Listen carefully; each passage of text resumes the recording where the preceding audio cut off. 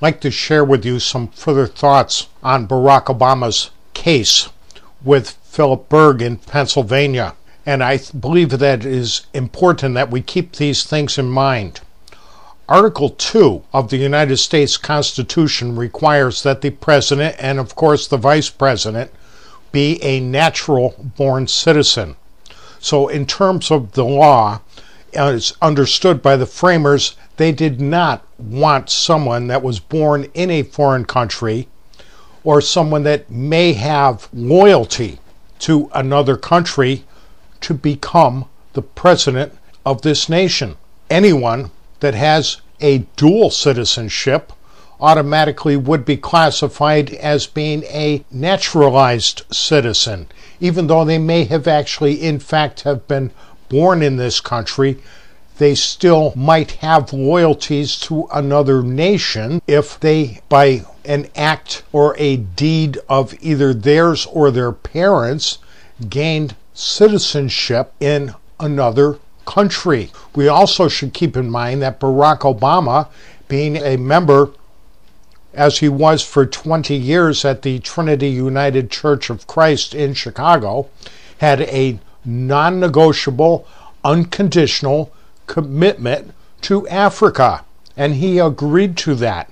It's right in the bylaws of that church and in their articles of faith.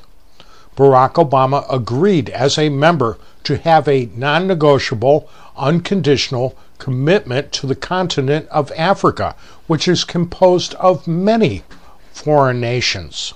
Keeping those things in mind, I'd like to read this to you. This was published on ObamaCrimes.com. It is a statement put out by Philip J. Berg on September 24th, following Barack Obama's response to the court. Obama and DNC hide behind legal issues while betraying public in not producing a certified copy of Obama's vault birth certificate and oath of allegiance.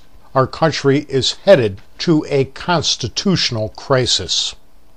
Lafayette Hill, Pennsylvania, 9/24.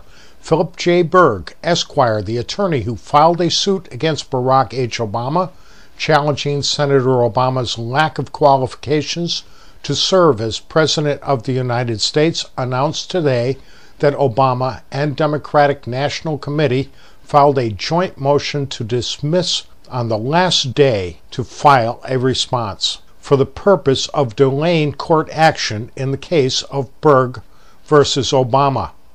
Their joint motion indicates a concerted effort to avoid the truth by delaying the judicial process along legal but not resolving the issue presented, that is, whether Barack Obama was natural born. It is obvious that Obama was born in Kenya and does not meet the qualifications to be President of the United States, pursuant to our United States Constitution.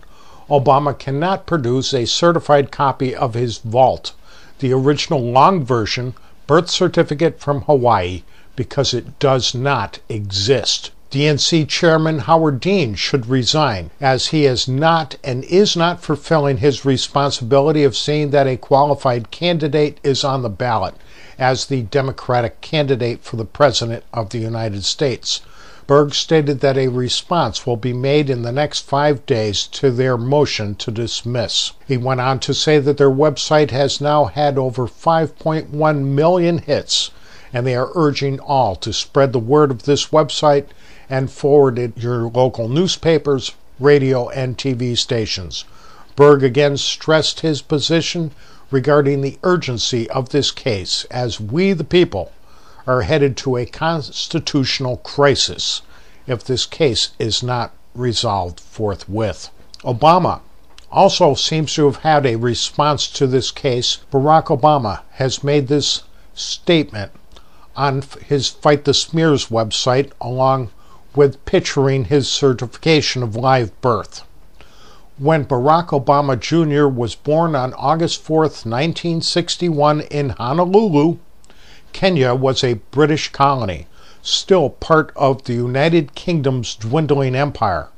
As a Kenyan native, Barack Obama Sr. was a British subject whose citizenship status was governed by the British Nationality Act of 1948. That same act governed the status of Obama Sr.'s children. Since Senator Obama has neither renounced his U.S. citizenship nor sworn an oath of allegiance to Kenya, his Kenyan citizenship automatically expired on August 4th, 1982. The point that they are trying to make here is that Barack Obama was a citizen of Kenya, but he is not anymore. Well, this is exactly what I was telling you. The framers of the U.S. Constitution wanted a natural-born citizen to be the President of the United States, not someone that could have loyalty to two different nations. And Barack Obama, in his own statement, admits here that he was a citizen of Kenya until 1982. That would have been the day that he turned 21. The thing that Barack Obama and his campaign staff seem to keep forgetting is that Barack Obama was taken to Indonesia when he was 5 years old.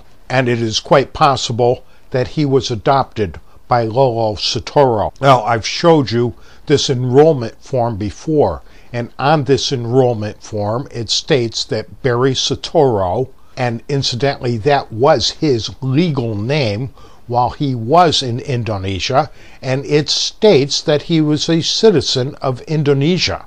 It actually doesn't have to tell us that, because the law in Indonesia, if you are not a citizen of their nation, you are not allowed to attend school. It's a plain and simple fact. So Barack Obama's legal name was Barry Soetoro, and he was a citizen of Indonesia. It also was Indonesian law that at the time there was no dual citizenship with the United States. Barack Obama, or Barry Soetoro, was a citizen of Indonesia. Now, he could have renounced that at age 18.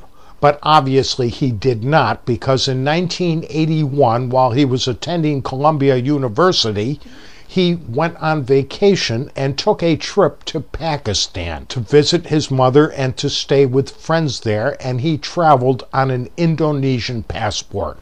This means that at the age of 20, he was still claiming to be a citizen of Indonesia. So all of these facts put together tell us that Barack Obama has been postponing this case because he is delaying the truth. He is not qualified to be the President of the United States. He's been a citizen of Kenya, and he's been a citizen of Indonesia. He is therefore not a natural-born citizen, and he is therefore not qualified to be President of the United States.